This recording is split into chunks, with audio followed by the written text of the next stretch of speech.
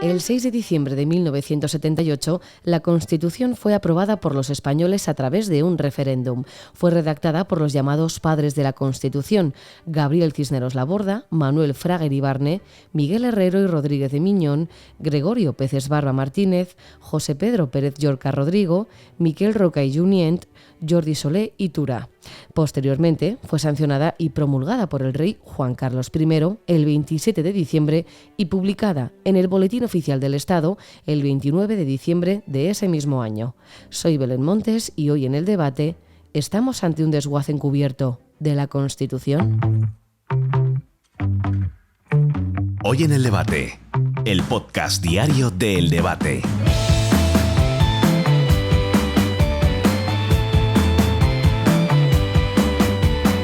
La Carta Magna cumple 44 años desde su entrada en vigor. Ha visto gobernar muchos partidos desde su nacimiento, pero hasta ahora jamás se había puesto tantas veces en entredicho su validez o se había intentado modificar sus artículos, como bien dice nuestro director de opinión, Ramón Pérez Maura, por la puerta de atrás. La última jugada del gobierno de Sánchez ha sido proponer a Laura Díez como candidata para ocupar un puesto en el Tribunal Constitucional. ¿Por qué? Pues porque nada más llegar ya aboga por reformar el artículo 149.1 que recoge las competencias exclusivas del Estado.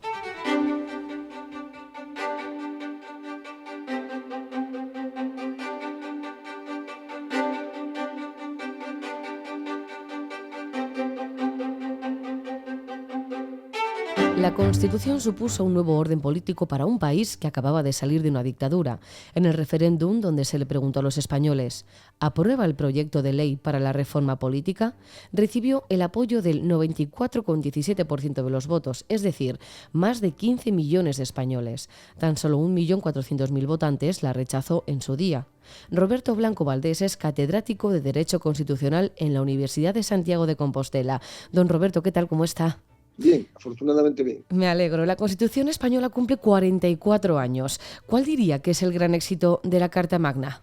Pues probablemente el hecho mismo de que cumpla 44 años. Si tenemos en cuenta que las constituciones españolas, ninguna de las constituciones españolas, salvo la de la Restauración, cumplieron 44 años y la de la Restauración los cumplió, pero no era una constitución democrática. Por tanto, el hecho mismo de que la Constitución cumpla 44 años es un éxito rotundo. Además, la Constitución ha resuelto una buena parte de los problemas que estaban planteados cuando se aprobó. Es decir, la Constitución ha establecido con toda claridad un régimen amplio de derechos y libertades. La Constitución ha establecido una monarquía parlamentaria, resolviendo los problemas entre monarquía y democracia. La Constitución ha colocado a las Fuerzas Armadas bajo el mando del Poder Civil. La Constitución ha establecido un gobierno claramente democrático y hasta hace relativamente poco tiempo estable. En fin, la Constitución ha establecido un régimen de separación entre la Iglesia y el Estado, del que habíamos carecido a lo largo del pasado, pero con buenas relaciones entre ambas instituciones y, consecuentemente, yo creo que el éxito es un éxito rotundo, ¿no? Un éxito que se mide en grandísima medida en la satisfacción que la vida política, social, económica, etcétera, tiene hoy entre los ciudadanos. ¿Y por qué entonces está siendo tan atacada por ciertos sectores? ¿Corre peligro la Carta Magna? No, yo creo que no. Yo creo que no corre peligro en absoluto. Lo que ocurre es que hay sectores que no están de acuerdo con la Constitución, lo cual es perfectamente legítimo, aunque yo discrepe profundamente de esos sectores, ¿no?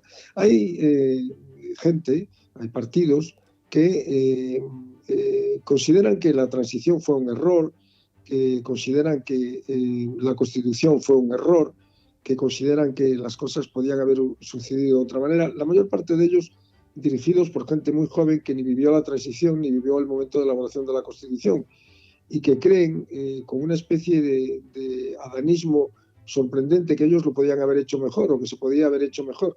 Bueno, lo cierto es que no es así. Lo cierto es que la transición es una transición admirada en todo el mundo, una transición pacífica, solo diríamos alterada por la violencia terrorista de ETA, una transición ejemplar que nos hace pasar en un tiempo récord de un régimen de dictadura a un régimen democrático. Ujú.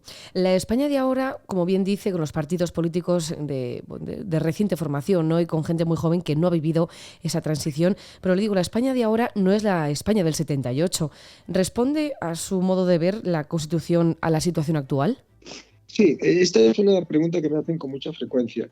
Vamos a ver, las constituciones se pueden adaptar a la realidad reformándolas, esa es una forma de hacerlo, Ujú. o se pueden adaptar a la realidad interpretándolas de una manera distinta.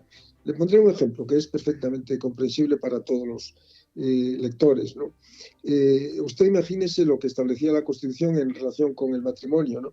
El hombre y la mujer pueden contraer matrimonio en pie de igualdad. Y en ese artículo, obviamente, estaba referido al hecho de que si el hombre y la mujer contraían matrimonio, debían hacerlo en pie de igualdad, porque la situación previa era una situación de desigualdad.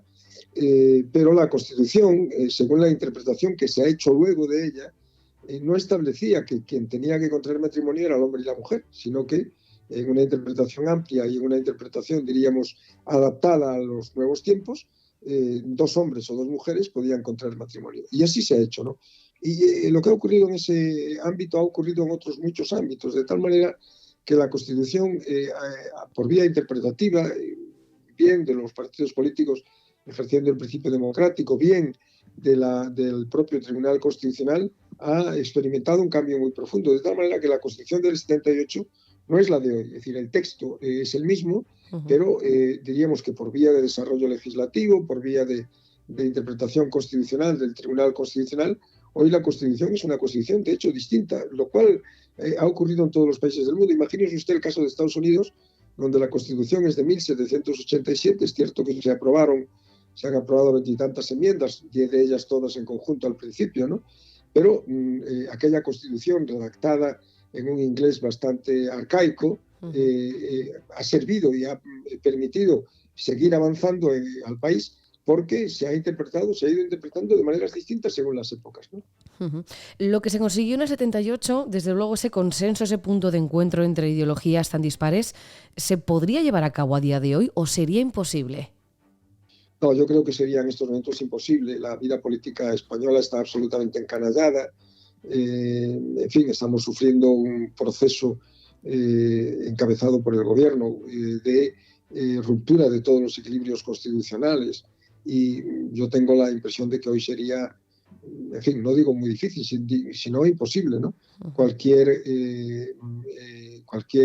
diríamos, avance en el sentido que se produjo en el año 78. Hay que tener en cuenta que en el año 78, 77, 78, cuando se elabora la Constitución, había diferencias muy, muy serias entre los partidos. Había partidos que venían de la dictadura, como es el caso de UCD o del PP, que venían de la oposición democrática, como es el caso del PC, en menor medida del PSOE, que en fin, era un partido prácticamente desaparecido durante la dictadura. Y esos partidos fueron capaces de ponerse de acuerdo pese a las muchas diferencias que había entre ellos, porque había un talante común, había una idea, y era la de que no se podían repetir los errores del pasado, ¿no? Es verdad que cuando cuando la democracia se consolida, como ya está consolidada, es más fácil que se produzcan situaciones como las que estamos viviendo, ¿no? No hay riesgo para la democracia, yo creo que no lo hay, en el sentido de que no hay riesgo de una vuelta a un régimen autoritario. Lo que sí hay un riesgo real es para una democracia de calidad. De hecho, no hay que olvidar que algunos de los organismos internacionales que valoran la calidad democrática consideraban a España como una democracia de calidad plena, una democracia plena hasta hace muy poquito tiempo, entre los 20 primeros países del mundo, y hoy estamos entre el segundo grupo, a partir del 20, con una democracia en fin, con dificultades y con trabas, ¿no? Como consecuencia, insisto, de ese proceso de, diríamos, alteración de los equilibrios fundamentales del sistema constitucional que está dirigido con toda claridad por el gobierno, ¿no? Hablábamos de ese consenso tan amplio de partidos tan dispares, pero bueno, en su día, Herri Batasuna o Esquerra Republicana de Cataluña ya se opusieron a la Constitución y hoy son los que apoyan al gobierno de Sánchez. Don Roberto, ¿tiene sentido que Sánchez recurra al apoyo de partidos que van en contra de la Carta Magna? Bueno, yo creo que este es el principal problema en el que estamos hoy instalados, ¿no? Hay que tener en cuenta que Batasuna no es que se opusiera a la Constitución, Batasuna mató Batasuna es ETA, con el apoyo de Batasuna, de Herri Batasuna, de Euskal Herritarrok, en fin, de distintas marcas, se dedicó a asesinar, a matar, a poner coches bomba, en fin, a hacer cosas auténticamente atroces durante fundamentalmente el periodo democrático. Es decir, ETA mató a alguna gente antes de la democracia, pero mató sobre todo durante el periodo democrático al 80% de sus víctimas, o el 90% de sus víctimas, ¿no? Por tanto, esto por un lado. En el caso de Esquerra Republicana de Cataluña estaba totalmente en contra de la Constitución, estaba en contra del proceso de transición, estuvieron en contra de todo, como lo estuvo el bloque en Galicia, ¿no? Estaban en contra de la transición, estaban en contra de la entrada en Europa, estaban en contra de la Constitución Europea, estuvieron en contra del desarrollo estatutario que les parecía una traición, equivocándose en todo, como se ha demostrado con el transcurso del tiempo. Y claro, lo que resulta realmente sorprendente es que esos partidos, un partido que ha organizado un golpe de Estado por el cual sus principales dirigentes fueron condenados a altas penas de prisión, como es el caso de RC, un partido como Batasuna, como Bildu, que celebra la salida de la cárcel de los asesinos, que no ha sido capaz todavía de condenar la violencia con claridad y de una manera neta, etcétera, sean aliados del gobierno. Esto es algo que no creo que ocurra en ningún país de Europa, donde haya un solo gobierno en Europa, por lo menos en la Europa occidental, en la que nosotros nos inscribimos, que esté gobernando de la mano del heredero de un partido que es heredero de una banda terrorista y de un partido golpista. Esto es una cosa realmente llamativa y sorprendente, ¿no? Es una cosa que afecta a la democracia misma, ¿no? a la esencia misma del pacto democrático, ¿no? Uh-huh. Laura Díez, candidata de Sánchez a un puesto en el Tribunal Constitucional, dijo que había que reformar el artículo 149.1 que recoge las competencias exclusivas del Estado. Roberto, ¿estamos ante un desguace encubierto de la Constitución? Bueno, supongo que la señora Díaz, que es colega mía y a la que yo conozco desde hace mucho tiempo, no sé en qué contexto dijo eso, ¿no? Pero es perfectamente consciente de que el artículo 149 no contempla prácticamente, según la interpretación que se ha ido haciendo, competencias exclusivas del Estado. Son lo que se llaman competencias exclusivas compartidas, ¿no? Salvo las Fuerzas Armadas, yo creo.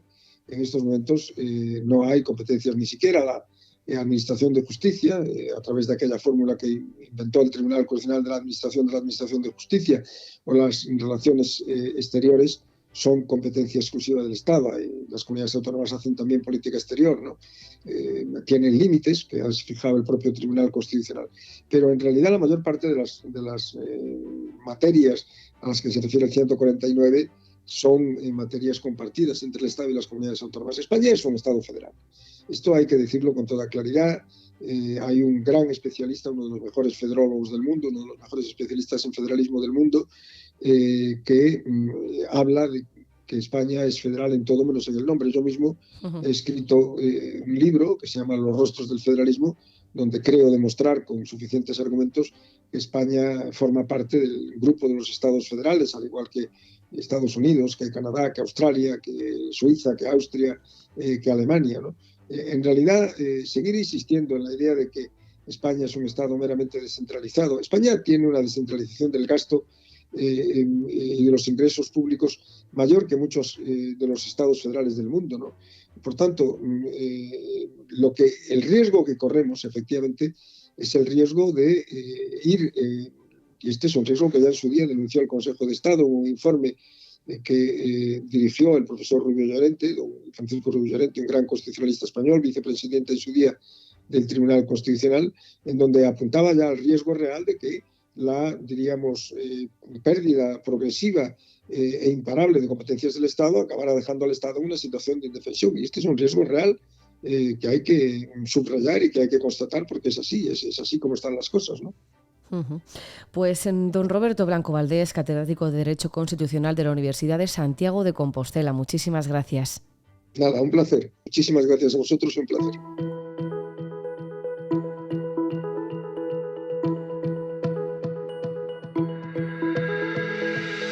Se cumplen 44 años desde que se aprobara tanto en el Congreso como en el Senado, con un 90% de los votos positivos, la Constitución española, que implantaría un nuevo orden político nacional y que a día de hoy ciertos sectores solo quieren fusilar.